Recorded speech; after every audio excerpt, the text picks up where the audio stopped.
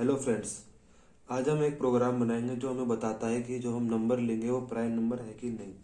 तो पहले हम अपना बेसिक प्रोग्राम लिख लेते हैं थोड़ा सा।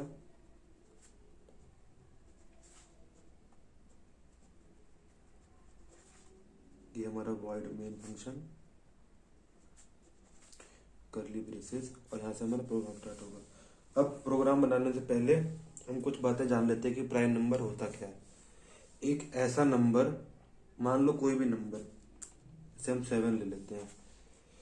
एक ऐसा नंबर जिसके सिर्फ 2 फैक्टर हो, जैसे 7 नंबर है, उसका एक 1 फैक्टर है और एक 7 फैक्टर है। ठीक है, एक ऐसा नंबर जो खुद से डिवाइड होता हो और 1 से डिवाइड होता हो। ठीक है, फॉर एग्जांपल एक दूसरा और नंबर लेकर देखते हैं, जैसे कि 11। 11 सिर्फ अपना 1 से डिवाइड होता है और सिर्फ 11 से डिवाइड होगा। ठीक है, तो अब हम प्रोग्राम बनाने के लिए हमें एक इंटीजर लेना पड़ेगा, जो हम लेंगे n। एन कुछ भी हो सकता है। ठीक है, 1 2 3 4 कोई भी नंबर ले सकते हैं। ठीक है, जो नंबर हमें चेक करना है प्राइम है कि नहीं। तो हम यहाँ पे एक एग्जांपल ले लेते हैं 5 का। ठीक है, तो हम एक इंटीजर ले लेंगे यहाँ पे अपना इंटू इंट एन। ठीक है, अब इसको हमें चेक करना है सबसे डिवाइड करके कि वो फैक्टर है कि नहीं। तो अब 5 को हम किस किस से डिवाइड करेंगे? 1 से, 2 से, 3 से, 4 से और 5 खुद से। ठीक है, हमें इन सब नंबर से चेक करना पड़ेगा डिवाइड करके कि वो फैक्टर है कि नहीं। ठीक है, तो इसके लिए हमें एक लूप चलाना पड़ेगा जिसको हम आई से चलाएंगे। ठीक है, जो हमारा आई होगा वो 1 से लेके 5 तक जाएगा। ठीक है, तो एक वेरिएबल और ले लेते हैं हम आई।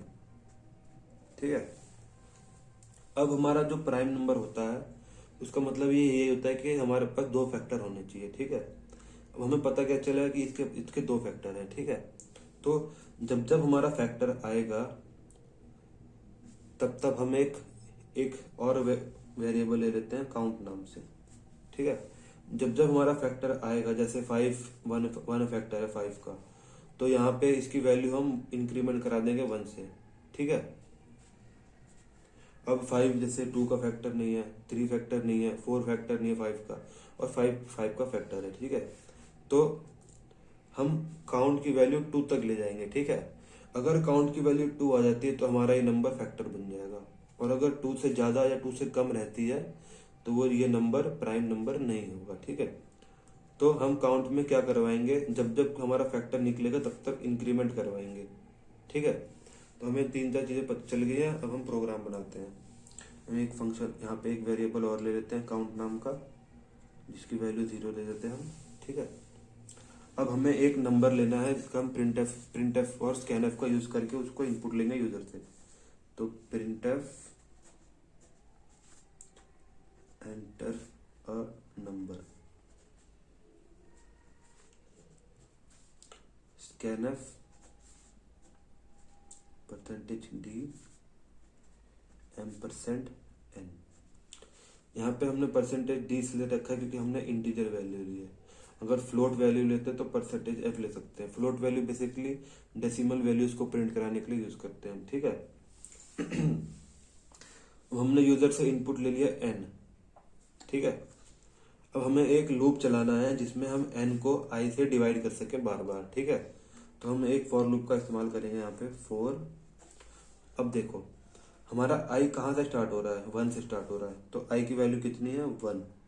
ये हमारा i वेरिएबल है, ये 1 से लेके 5 तक जाएगा। ठीक है, और 5 बेसिकली हमारा यहाँ पे क्या है? n।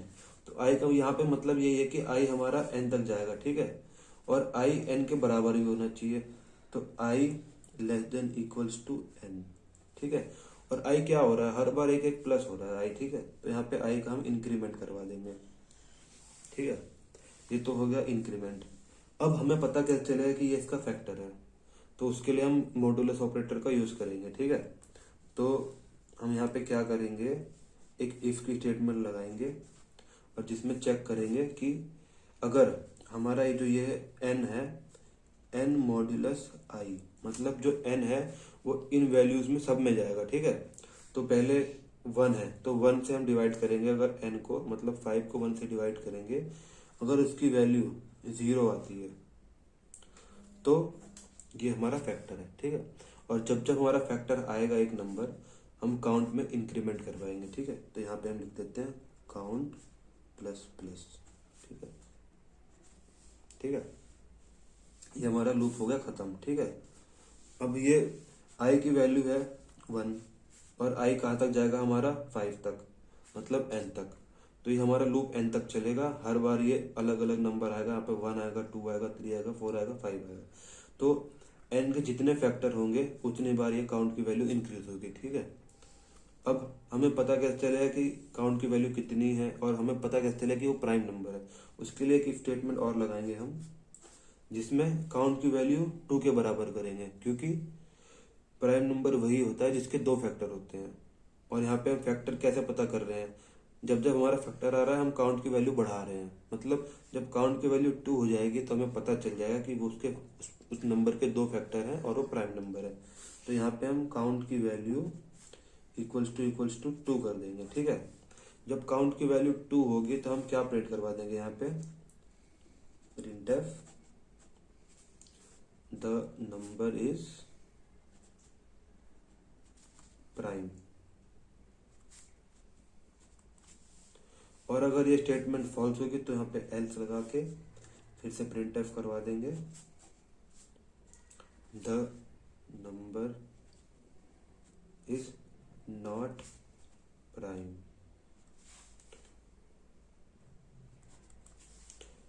ठीक है। अब वर्ड मेन लिया था हम, तो यहाँ पे गेट ch और ये हमारा हो जाएगा प्रोग्राम एंड।